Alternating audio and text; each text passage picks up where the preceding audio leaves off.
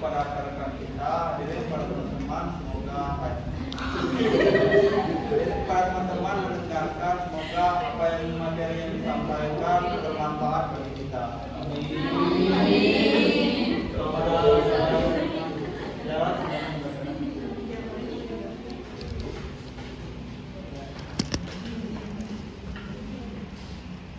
Baiklah, kita akan mulai dari introduction-nya.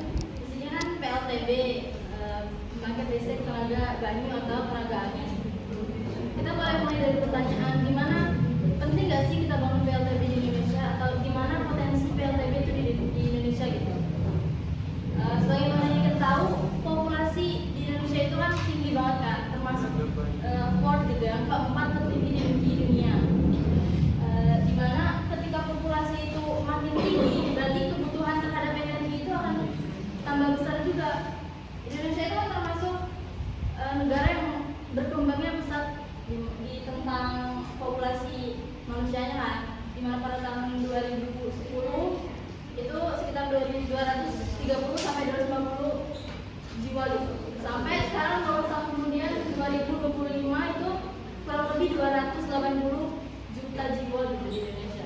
Berarti kalau kita terus mengandalkan energi fosil gitu, di Indonesia pasti bakal terus kekurangan. Dimana kita tahu energi fosil itu kan dihasilkannya itu lama. Nah, maka dari itu pentingnya transmisi energi. Kita dari energi fosil kita rubah ke energi yang terbarukan. Dimana di sini membahas tentang banyu atau angin. Di Indonesia ini kan punya garis pantai atau pesisir itu lebih dari 100.000 kilometer ya di Indonesia, dari Sabang sampai Merauke. Nah, daerah pesisir itu kan anginnya tinggi, potensi yang dimiliki juga akan semakin besar kalau kita punya garis pantai sepanjang itu. Nah, potensi yang kita miliki itu sekitar 60 gigawatt. 60 gigawatt itu berarti di mana Indonesia ini menurut data sudah memakai itu sekitar 150 megawatt doang. Berarti penting banget kan transmisi energi, terutama pada pembangkit energi banyu ini.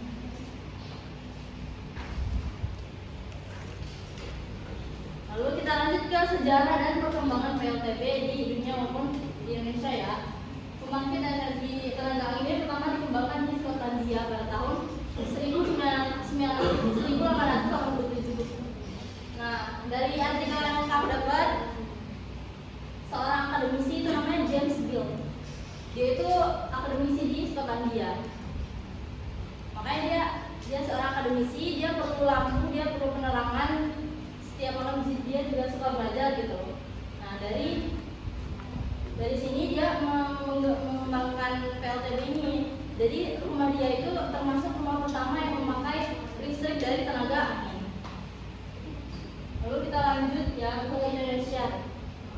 Di mana di Indonesia ini sebelum tahun 2018 itu udah banyak sebenarnya proyek kecil atau proyek besar di Indonesia lah ya. Publikasi itu udah banyak tentang PLTB. Tapi PLTB pertama itu yang terbesar di Indonesia itu PLTB Sidrap. PLTB Sidrap itu termasuk PLTB komersial yang pertama kali diresmikan di Indonesia pada Juli 2018. Nah, PLTB itu membangun sekitar 30 turbin angin yang besar banget, turbin angin raksasa, dan menghasilkan sekitar 75 megawatt yang menerangi di area sekitar Sindreng Peyang ini ya, di Sulawesi Selatan.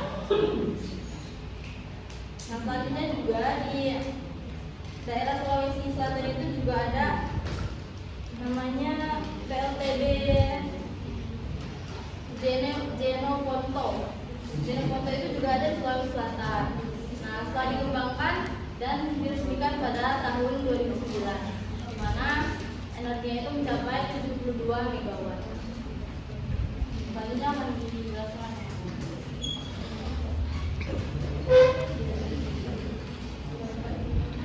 Selanjutnya ada proses kerja di pembangkit tenaga banyu. Sebelum tentang prinsip kerja dari pembangkit listrik tenaga angin. Nah, di sini PLTB mengubah energi kinetik angin menjadi energi listrik dengan memanfaatkan turbin angin. Ketika angin terhembus, baling-baling turbin akan bergerak dan memutar rotor yang terhubung dengan generator. Generator kemudian mengubah energi mekanik putaran rotor menjadi energi listrik melalui prinsip elektromagnetik. Listrik yang dihasilkan berupa arus bolak-balik atau AC, yang kemudian bisa disimpan atau langsung disalurkan ke jaringan listrik. Besarnya listrik yang dihasilkan tergantung pada kecepatan angin, ukuran rotor, dan jenis generator yang digunakan. Optimalisasi sistem dilakukan melalui gearbox untuk meningkatkan kecepatan putaran dan transformator untuk menaikkan atau menurunkan tegangan listrik sesuai dengan kebutuhan distribusi. Selanjutnya ada potensi energi angin di Indonesia. Di Indonesia memiliki potensi energi angin yang cukup besar, terutama di wilayah pesisir dan beberapa daerah dengan kecepatan angin stabil antara 3 hingga 12 meter per sekon. Potensi energi angin nasional diperkirakan mencapai sekitar 154 gigawatt yang terbagi antara energi angin darat atau onshore sekitar 60 gigawatt dan energi angin lepas pantai offshore sekitar 94 gigawatt. Wilayah-wilayah dengan potensi angin tinggi adalah seperti Sulawesi Selatan, termasuk Sidrap dan Jeneponto, pesisir Jawa Barat, Nusa Tenggara Timur, Maluku, Banten, dan beberapa pulau lain yang memiliki kecepatan angin yang baik dan konsisten. Nah, potensi energi angin di Indonesia sangat besar dan sebar secara luas di berbagai wilayah pesisir. Teknologi pembangkit listrik tenaga angin sudah mulai diterapkan dengan PLTB Sidrap. Sebagai contoh terbesarnya, menggunakan turbin baling-baling besar dengan sistem menara tinggi untuk optimasi energi. Meski masih banyak tantangan, energi angin menjadi salah satu solusi penting untuk pemenuhan target bauran energi terbarukan yang ditetapkan oleh pemerintah Indonesia.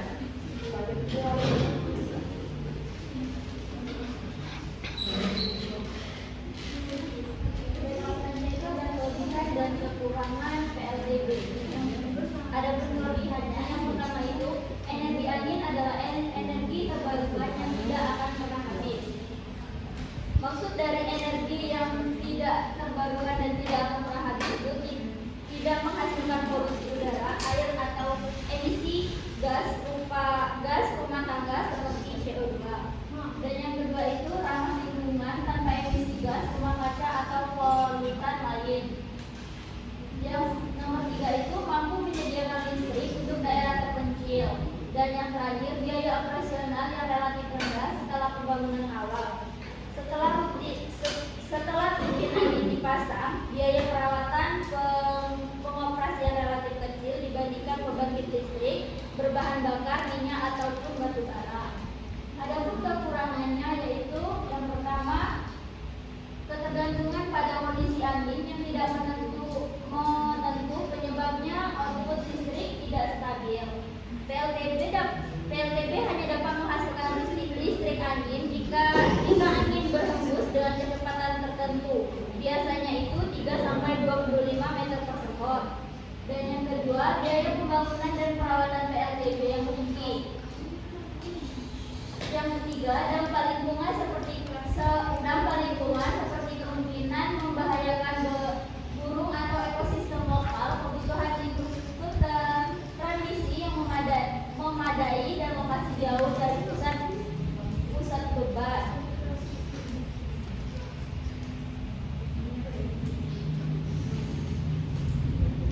Dan selanjutnya itu biaya awal pembangunan tinggi, pemasangan turbin tinggi dan sistem transmisi memerlukan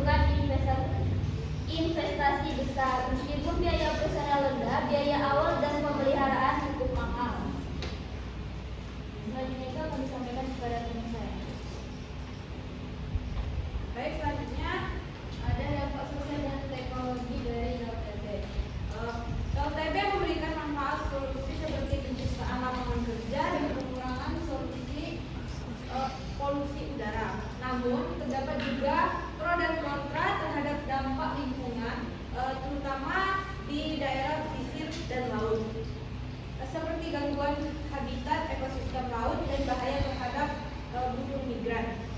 Kemudian pendekatan desain yang sensitif lingkungan diperlukan untuk mitigasi. Pengembangan PLTB memberikan manfaat solusi berupa penciptaan lapangan kerja dan pengembangan PLTB pengurangan polutan udara. Namun terdapat kekhawatiran pro dan kontra terkait dampaknya terhadap ekosistem laut, terutama di proyek lepas pantai serta gangguan pada habitat burung.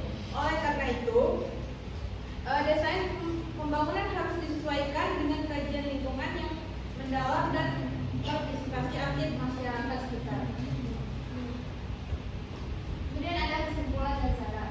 Jadi kesimpulannya, PLTB adalah solusi potensial untuk memenuhi kebutuhan energi bersih di Indonesia dengan potensi sumber daya angin yang melimpah, terutama di wilayah pesisir.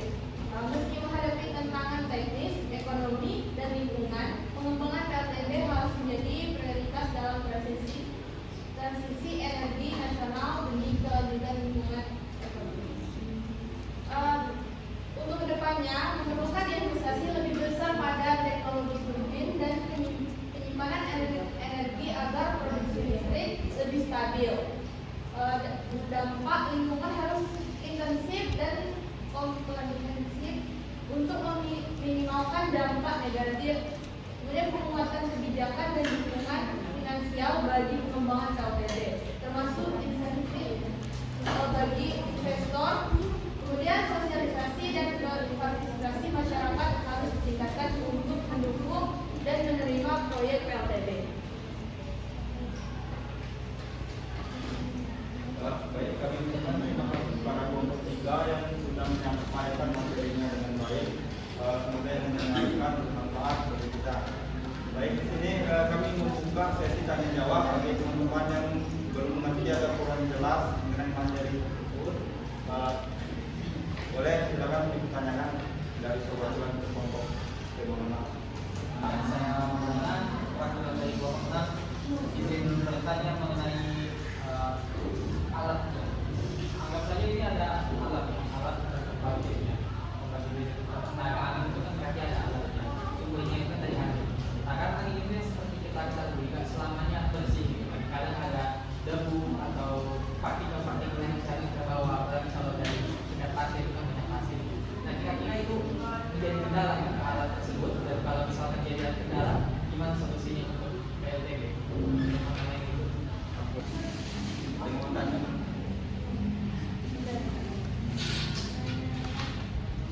Dari kelompok Pak, kan melaksanakan PLTB, cuma tentang listrik. Nah, ada nggak sih dari kajian atau ada sumber dari lain yang mengatakan bahwa energi yang dihasilkan itu, misalkan dia itu kan pakai apa turbin kan, kalau bakalan menghasilkan energi gerak, dan itu yang bakalan mengubah energi angin tersebut menjadi energi listrik. Nah, dari angin yang didapat itu potensi anginnya tuh kecepatannya harus berapa dan dia bisa buat apa tuh namanya menciptakan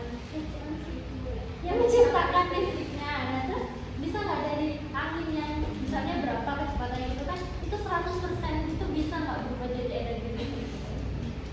Tapi tadi kan debu atau apa itu yang bisa menghambat atau enggak gitu. Turbin ini pernah lihat nggak turbinnya? Turbinnya itu raksasa.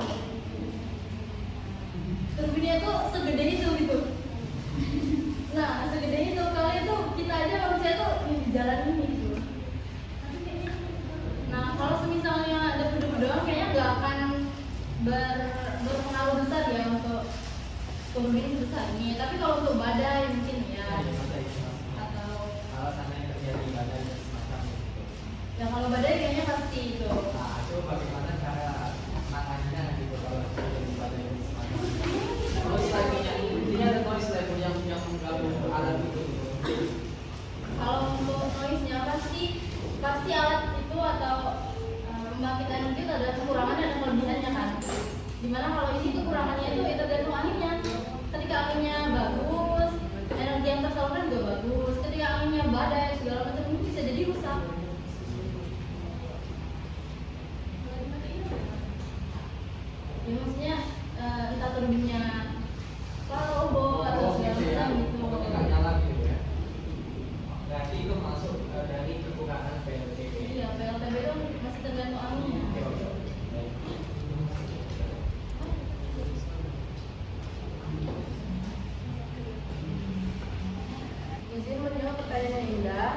tadi soalnya itu kecepatan angin untuk menghasilkan energi listrik, terus bisa nggak itu energi angin 100% berubah gitu kan. Nah, turbin angin itu umumnya itu memerlukan kecepatan angin minimal 10 sampai 14 km per jam, sekitar 3 sampai 4 meter per detik untuk menghasilkan energi listriknya. Dan untuk yang bisa tidaknya 100% itu tidak bisa karena adanya batasan fisika fundamental yang disebut Huckenbecks. Huckenbecks, ya kan? Yang dimana itu efisiensi teoritis maksimumnya itu hanya sekitar 59,3%, jadi nggak bisa 100%. Oh gitu. Huckenbecks.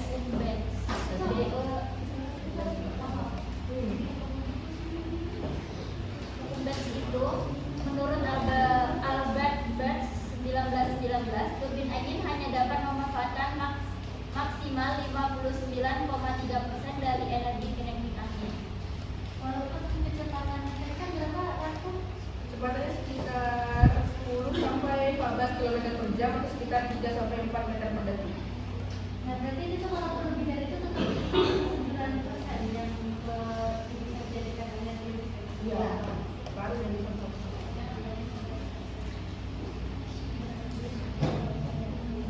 Apakah pertanyaan dari saudara Ina sudah saudara Ina sudah cukup?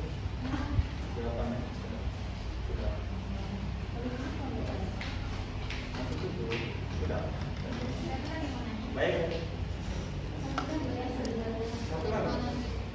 Tadi udah berapa? Dua. Baik, kami ucapkan terima kasih kepada kelompok 3 sudah menyampaikan diskusinya. Di sini saya sebagai moderator saya tutup. Sekian, terima kasih.